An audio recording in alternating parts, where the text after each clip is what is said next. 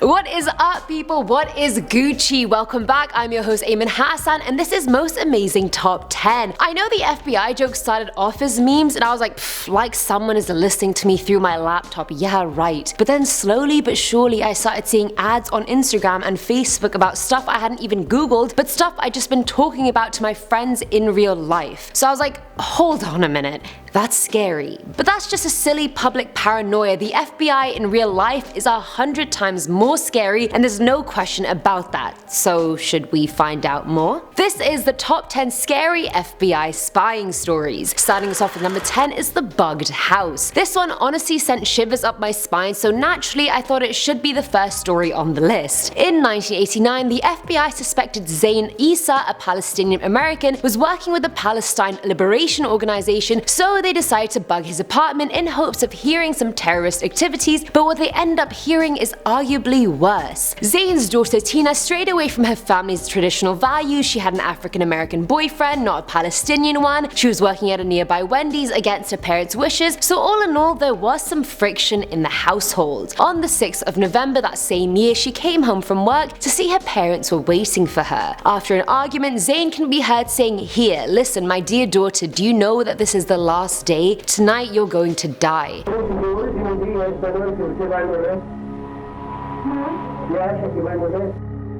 Sadly, none of the surveillance unit was staffed that day, so the 7 minutes of horror that followed fell on deaf ears. Zain is heard shouting "Die quickly" in Arabic over Tina's cries for them not to kill her. Her mother Maria held her down while Zain stabbed her to death. In previous phone calls with other daughters, Zain is heard discussing ways to get rid of Tina as well, but those just weren't used in court. In the end, Zain and Maria Issa got convicted with the death penalty, and I think that was well deserved. Coming in at number 9 is the case of Jean SEBERG. Now, if you're around my age or younger, then you probably don't know who Jean is, but she was a promising young actress in the 60s and 70s. The FBI kept her under constant surveillance, wiretapping her phone, having her followed, and at one point they even broke into her house. I was gonna be like, is that even legal? But then again, it's the FBI, so I feel like they can do anything. They did this because Jean donated to many civil rights organizations like NAACP and Black Panthers. The latter caused the FBI to launch a smear campaign against her, in which they also leaked her pregnancy to the public and said she was pregnant with the child of a Black Panther member. They did this hoping it would ruin her image with the public, but what it really ended up doing was stressing Jean to the point she went into premature labor, and her daughter ended up dying 2 days after the birth, and she even had an open casket funeral to show that the baby had white skin and the story was false. If that wasn't bad enough, and that is horrible, on the 31st of August 1979, her boyfriend woke up to find her missing. She disappeared in the night and she was found 10 days later dead in the backseat of her car. It seemed to be a suicide. Police found barbiturates in her blood and a note to her son. However, her ex-husband immediately blamed the FBI. Paris police said it was most likely suicide though, because her blood alcohol level was so high she'd be comatose, so someone had to have been with her. What do you guys think? Let me know in the comments below. At number 8 we have the girl in red. Now doesn't that sound appetizing? I love wearing red. But anyway, Anna Campanius was a Romanian woman who moved to the US back in 1909. She became a prostitute in order to make ends meet, which earned her the label of an alien of low moral character, and she was threatened with being deported. Fortunately, John Dillinger started visiting the brothel she worked at and he became her regular customer. That would honestly be a great happily ever after, except for the tiny detail that John was the most wanted man in America. There was literally a $10,000 bounty on his head, which in today's terms is like $175,000. That's a lot of money. Anna thought maybe if she turned him in, she could stay in the country and make a bit of money off of it, so she went to the FBI and they created a plot. They would go to the movies, she would wear red in order to stand out, and then they'd get John. At the cinema, John tried to run but was gunned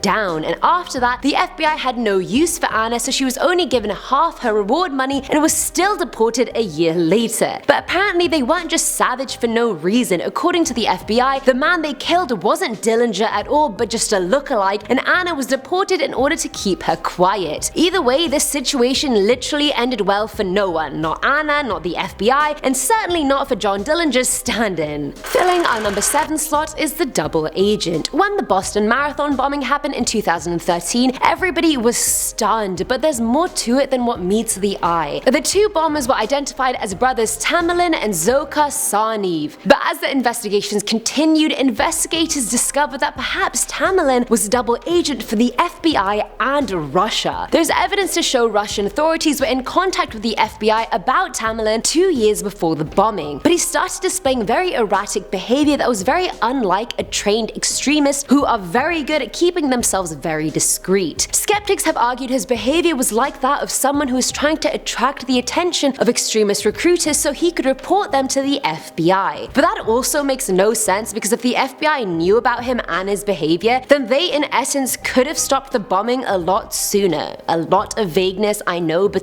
still, what is going on? Now at number 6 is John Connolly. John joined the FBI in 1968 and was meant to have a great retirement deal by 1990. That's a good life. Why would anybody want to mess that up? But you know what people are like? We're never satisfied. We can never get enough. His reputation at the FBI was impeccable, but in reality, he had been corrupt since the 70s. He told people he was trying to end mafia crime, so his assignments brought him into that world, but then he slowly became a part of it. He shielded one of the country's most notorious crime bosses, James Whitey Bulger, by saying he was an informant while simultaneously hiding his crimes. He ended up getting arrested in 1999, and 3 years later he was convicted of lying to an FBI agent, racketeering, and obstructing justice. But that's not all he did. Later in 2005 he was charged with the murder of John Callahan, the president of World Highlight, even though that event occurred in 1982. Whitey was the one who took Callahan out, but John was still convicted of second-degree murder and given a 40-year sentence. There's always snakes in the grass, people. There's always snakes in the grass. Coming in at number 5 is Hitler. This was included in my previous video, Internet Conspiracy Theories, but I'll do a quick recap because now I'm back with more evidence. As the German military situation was rapidly declining, Hitler and his wife Eva committed suicide in their study around 3:30 p.m. on April 30th, 1945. His adjutant came in and found their bodies, but apparently it wasn't a suicide and he was still alive. That's no surprise. I mean, many people still believe Bin Laden is still alive, so it's not an uncommon belief. Theorists believe that Hitler escaped through the tunnels under his house that led him straight to a getaway airfield. He relocated to Argentina, which again is not surprising since many Nazis relocated there and there were many towns there that supported him. President Harry Truman asked Joseph Stalin in August of 1945 whether Hitler was really and truly dead, and Stalin replied in the negative. So based off of that, the FBI believed he could very well still be alive and kept extensive records of any Hitler sightings in Argentina. Sadly, most of these weren't available to the public, but some are. A house was found with all of his most prized possessions, which points to the fact that maybe he really was alive. At number 4 is the rogue agent. Back in 1997, FBI agent Eugene Bennett was in the middle of a custody battle with his wife, former FBI agent Marguerite Bennett, when she found out she had had an affair with best-selling author Patricia Cornwell. I did not see that coming. But this apparently was the worst thing Marguerite could have done to him, and honing in on his training as an arms specialist and an investigator, he concocted a plan to murder his wife and claim life insurance of $1 million.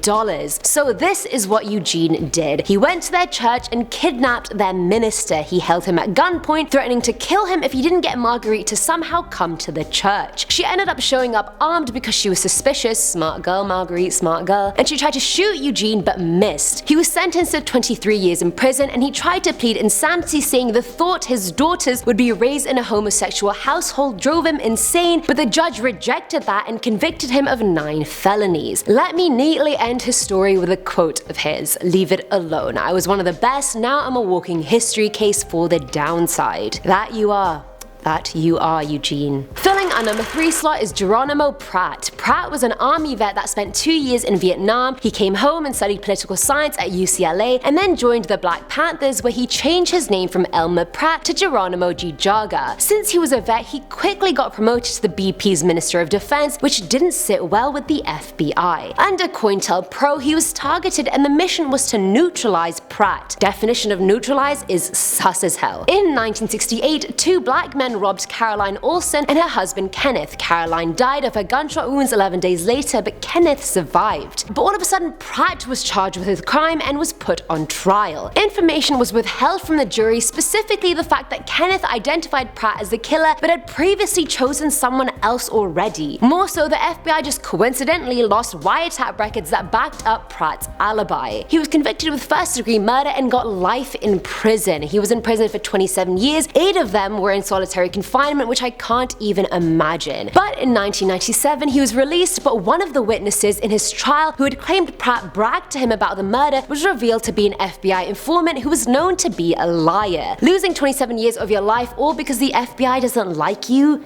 Damn, that must suck. Now at number 2 is the Grim Reaper. If you're into the crime world and the mafia, then you will know that the Grim Reaper was the name given to Gregory Scarpa, who is part of the Colombo crime family. He was arrested in 1962 for armed robbery, but the FBI realized that they actually had a very good resource on their hands, so they decided to offer him an informant deal, which he obviously accepted to stay out of jail. That was the start of a very tumultuous relationship that lasted more than 3 decades. The worst case involving him was in 1964 when the FBI sent him to Mississippi to find 3 missing civil rights workers. They gave him bribe money and a gun, both of which I'm pretty sure he had plenty of anyway, but off he went. He ended up kidnapping a Ku Klux Klan member and beat the living daylights out of him, and then shoved a gun down his throat, shouting how he was gonna pull the trigger unless the man told him where the 3 workers' bodies were. It's crazy that you can get away with basically anything when you work for the FBI. They let their informants commit thousands of crimes yearly. In 2011, 5,658 crimes were committed by informants alone. That's literally 15 crimes a day, and God knows the severity of each one. And finally, at number 1 is the ISIS bride, and not gonna lie, I heard about this story when it happened, and I thought to myself, wow, how could anyone be that stupid and let something get that far? But in essence, you really never know what people are going through. Daniela Green was raised in Germany but then moved to the US with her parents some years later.